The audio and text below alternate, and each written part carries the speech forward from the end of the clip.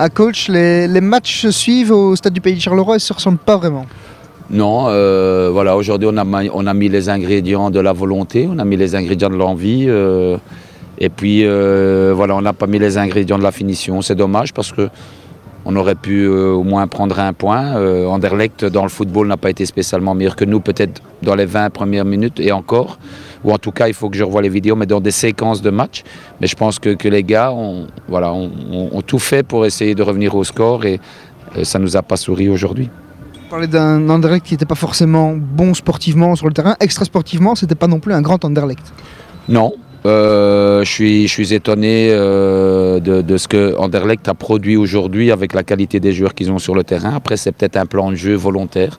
Et donc, si c'est un plan de jeu volontaire, félicitations parce qu'ils sont repartis ici avec la victoire et ça veut dire qu'ils nous craignaient. Mais voilà, avec la grosse qualité qu'il y a dans cette équipe, surtout en deuxième mi-temps, ils ont joué très bas, ils ont défendu très bas. Ils ont mis des ballons dans la tribune, ils ont joué en contre, oui, au moment où on n'avait plus que 2 défenseurs pour 4 offensives d'Anderlecht.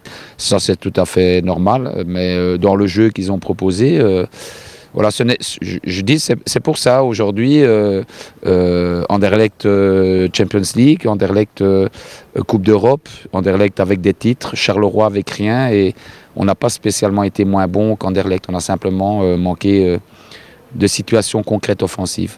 Alors, peut-être que c'était les situations de jeu, mais on a senti les deux équipes d'ailleurs un peu émoussées.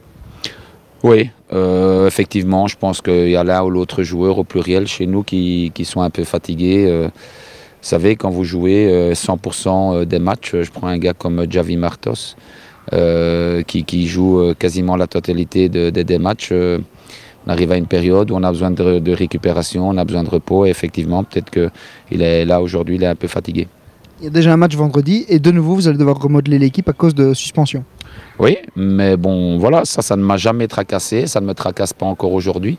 On a des joueurs qui peuvent remplacer Damien, hein, on en a beaucoup. Voilà, c'est le secteur où il y a le plus de malheureux à chaque sélection. On a Karel Gerhardt, on a Christophe Dandé, on a Kenneth Oudrey, donc il y a des solutions pour remplacer Damien. Ça permettra à Damien, qui a aussi un grand temps de jeu, de se reposer. Et Enes Sagli qui est sorti sur blessure, mais là, il n'y a pas trop de crainte. De crainte, non. Il a reçu de nouveau un coup sur la main. Il avait un énorme bleu sur la main. C'était assez gonflé. Donc au niveau de l'intégrité physique, au niveau de ses courses, au niveau de ses jambes, au niveau de son pied gauche, qui est magnifique, il n'y aura pas de problème. Après, on verra par rapport à sa main s'il sera capable d'abord de s'entraîner puis de s'aligner.